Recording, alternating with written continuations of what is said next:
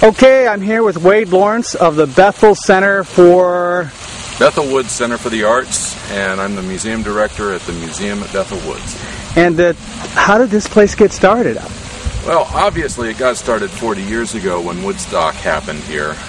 This was Max Yasgur's alfalfa field, and when Michael Lang and Artie Kornfeld and his other partners found this spot to hold the Woodstock Festival, it became a part of history. Max Yasgur died in '73, and his estate sold the property to a private couple who held the property for several years. And in the mid-'90s, Alan Gary, who was a local kid that made good in the cable industry, purchased the property, set up a foundation to preserve the property, and for the first couple of years held some concerts, some very modest-sized concerts out on the festival field to see what might happen here if we did music. They realized pretty quickly that they really needed a more formal concert space, so they built this wonderful performing arts center with a pavilion that seats 5,000 people under the roof and another 11,000 people on the lawn off the historic property. So we didn't disturb the historic site. That happened. That pavilion got opened 4 years ago. The pavilion opened 4 years ago, and at that time the museum building was built as well, but it stayed empty for the next couple of years. And only last year, June of 2008, did we open the museum at Bethel Woods. The museum started out very small in concept. It was just going to be a visitor center, a pass-through for people that were on their way to the concerts. Right. And it was going to be entirely about Woodstock, to commemorate the place that the Center for the Arts is located.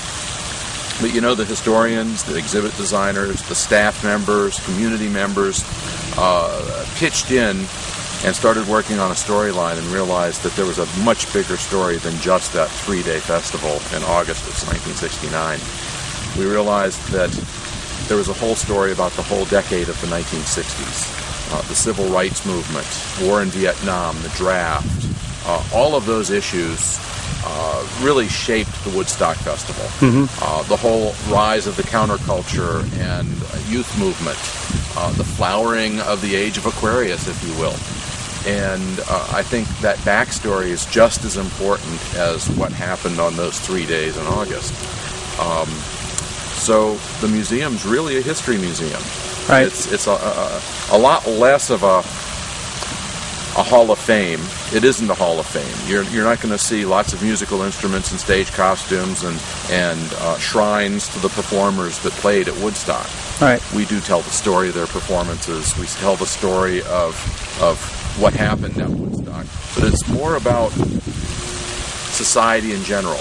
It's more about that what day and shaped, age. Yeah, that day and age of the 1960s, and how Woodstock came to represent that whole decade. It was kind of like a beginning of a new era, so to speak. It really was. And some historians say that this was the crowning moment of an age that began in the mid-60s in San Francisco. And some people say that it was the beginning of the next phase. Some people like to think of Woodstock as that crowning moment, and Altamont may be the point at which the movement fell into the gutter. Those are all too simplistic.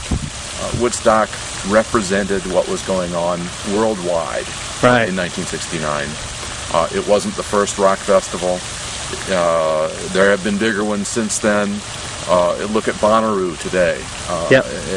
So it's not like it was the biggest, best first, but it really came at the moment that it happened. It came to epitomize that moment when young people got together for the first time in really large numbers, looked around and said, wow, there's more of me out here.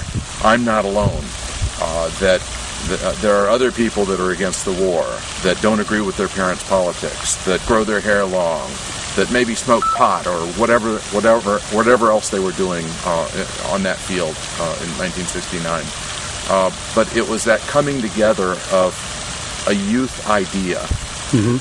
And it wasn't perfect. Obviously, it was a hedonistic time. There were excesses. But I think there were key ideas of the 60s that flowered at Woodstock, like the idea that peace is a good alternative to war, that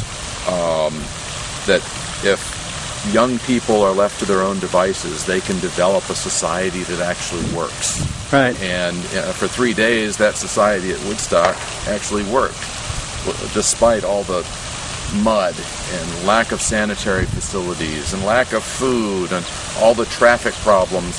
There was no violence, and things worked. Yeah. And they did it themselves. It wasn't forced on them by Big Brother. It wasn't forced on them by their parents. It wasn't a police state. It was one of those shining moments when, without that strong fist of authority, society worked for a while. Hey, this is our 40th anniversary of the Woodstock Festival this summer. Woodstock happened in '69, now it's 2009, 40 years later. We had our big celebration a couple weeks ago, but you know, we're still having a good time. We're still commemorating that momentous occasion, and it's a great time to come to Bethel Woods. This fall, you got to come out and see the leaves. It's a wonderful place to visit, and I encourage everybody to come see.